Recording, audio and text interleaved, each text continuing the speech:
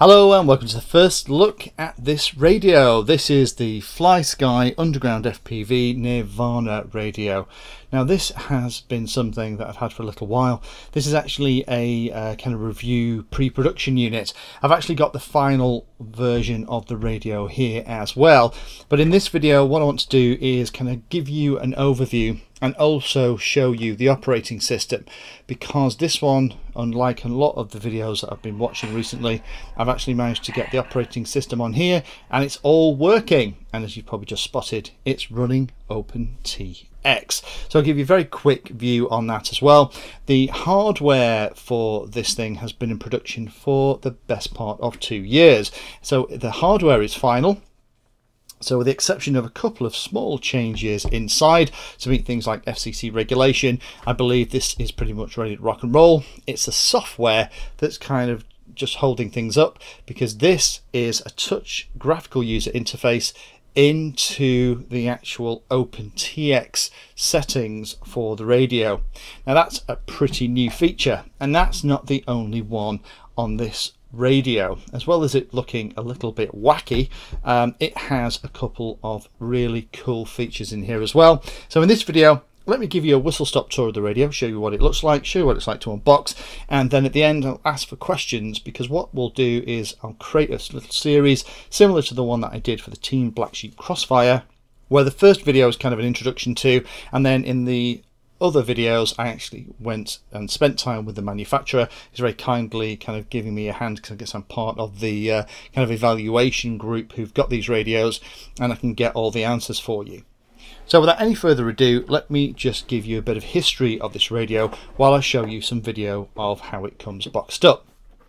Now this is been designed by UndergroundFPV, and it's been in production for quite a few years. There's lots of names, if you ever see the list of developers, that you will recognize in the industry, and unsurprisingly people that have been involved in other radios that have booked the traditional trend and tried to make radios that look more like game controllers are on that list. In terms of the boxing, the way it unboxes is absolutely beautiful. The way it comes with the inlays and everything else makes it feel like a very high quality product. It's Apple levels of unboxing, which it's showing what the ambition for FlySky and Underground FPV are for this radio. It comes with all the cables that you need. You're going to need some 18650 batteries, but apart from that you've got everything inside the box that you're going to want, including things like a lanyard, which isn't in this one, but I actually have the lanyard now with the production unit, and also things like 2 receivers which are going to get you off and running. So if we just jump back to the desk, let me just talk a little bit about the layout of the radio. This has an awful lot in common with more game controller controls, things like the PlayStation and the Xbox size controllers. It isn't hugely different or particularly bigger, but one of the things that surprise you when you pick it up is how heavy and weighty it feels. It does look quite plasticky, but don't be fooled. You could do some serious damage if you hit someone over the head with this thing, and that's before you put the 18650 batteries in. The nice thing is the 18650 batteries fit in here with a positive end going in, and the other thing you'll notice is the radio still running. These are hot swappable.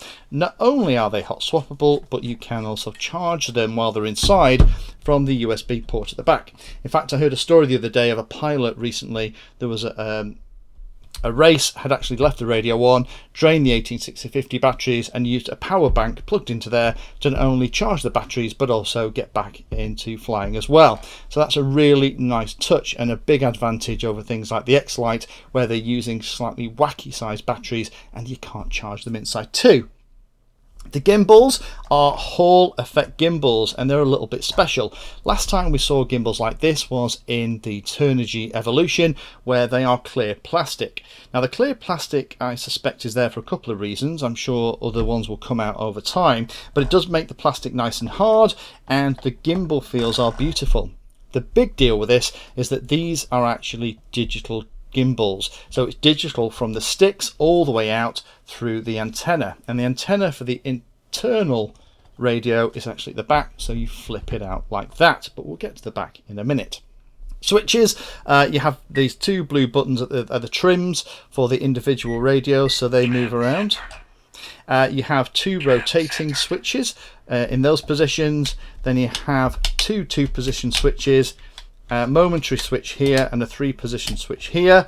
Then we have more switches on the back.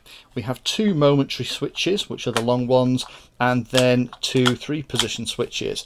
And there's lots of different ways to hold the radio. If you're a pincher, you tend to kind of hold it with your fingers around the back piece. The sticks are long enough, and the way they are at the edge of the radio makes them very easy to pinch. I'm a thumber, but because I've come from these kind of controllers, that's kind of what I learned to control things with before I got into RC.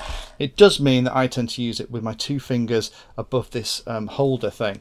Now, in terms of these things, these are the ones that come by default, and they're there to help you support the radio. The radio itself is actually quite low profile, so it does come with a cover that goes over the top, which means that you can actually pop it in your backpack and all the gimbals and everything are protected. It doesn't come with the JR Bay piece installed at the back, but you add those 2 rails on. So in terms of the JR Bay, been designed to work with things like Crossfire straight out the box, support up to 250 milliwatts for the Crossfire module, run at CRSF full speed, nice full speed inverters in here, so they haven't done anything to hamstring the Crossfire capabilities, which is really good. If you take these 2 rails off though, it feels even smaller. There are 3D printable different versions of these tabs at the side, and other ones are being designed, so if depending on how you actually want to hold this, whether you want to hold it like a game controller, whether you want to hold it like I do with a finger or 2 above there for thumbing, or for pinching, there should be something that can go on the back, or you can remove this altogether to help you hold the radio safely. A couple of other cute things in here as well. There is actually Bluetooth in here, and I know there's work already going on with other third parties, so you could Bluetooth to a phone app to control things and to download and upload model memories, potentially to ground stations, so you could have Lua scripts on here so you could control ground station, things like that as well as Bluetoothing to other devices. That's a really cool touch. And the other thing, of course, is that we're running OpenTX.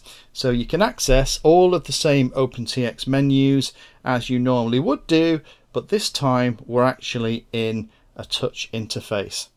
You can also access all the radio functions as well, so you can set those up. There's all the radio stuff that we'd normally access, SD card contents, there's the global functions, there's the hardware, we've got stick calibration, all that goodness. And then we've also got things to actually set up the individual interface. UndergroundFPV kindly made me a custom background with my pill in there, so a shout out to Warwick and the gang for taking the time to do that. But it does mean you can also have your own logo on the background too, which is a really nice touch. Here's where the model selection, we've got the monitors and all those pieces too. This isn't the final version of the software though, and this is what's really holding the radio up. The 2 years have been spent perfecting the hardware, and now we're just waiting for that OpenTX piece to come out. So again, this is kind of the first radio that I've seen with graphical OpenTX, hooray! And also gives the ability to potentially add things like graphical wizards and setup tools to make OpenTX a lot easier to use for those pilots that don't like diving into all of these fantastically complicated menus that you find in OpenTX. But hopefully that's going to make it a little bit easier, having this touch screen that's similar to something like a phone interface rather than just navigating around with traditional switches.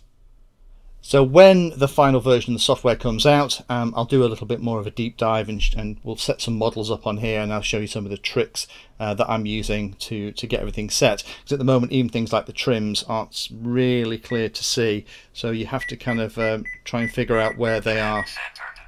There we go.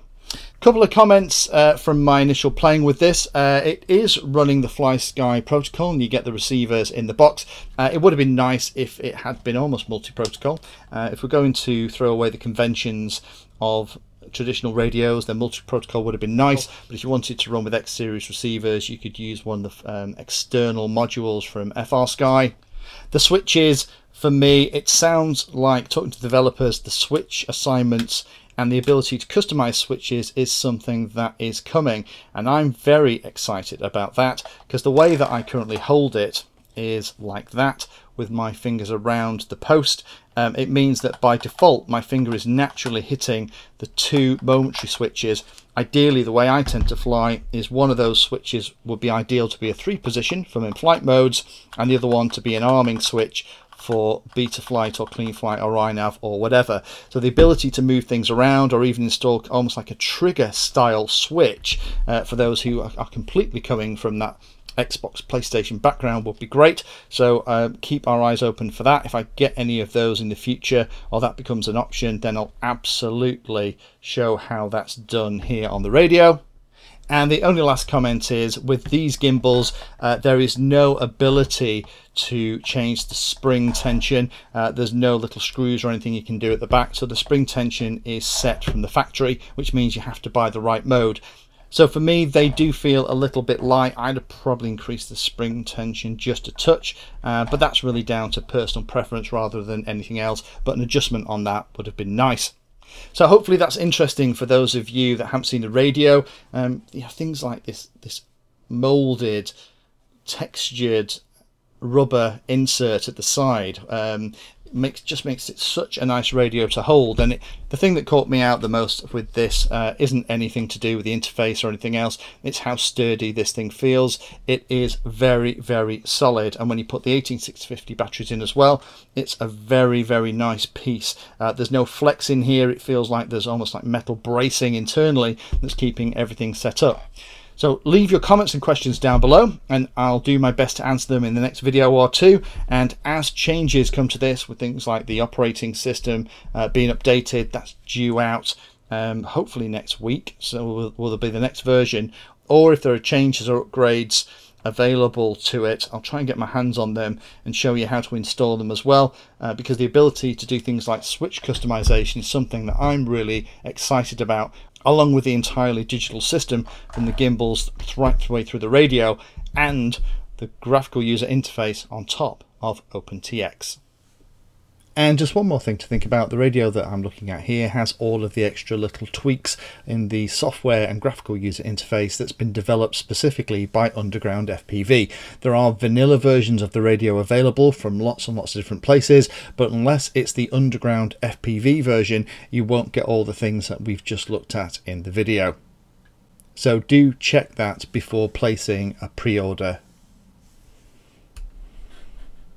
If you found that video useful or like the content, then please hit the like and subscribe button down below. If you want to go the extra step, you can become a Patreon of the Painless 360 channel and help provide support for what I do here. All the videos created here are put into playlists, so if you're interested in a particular topic, have a look at the playlist, and they all are organised in there to make them easier to use.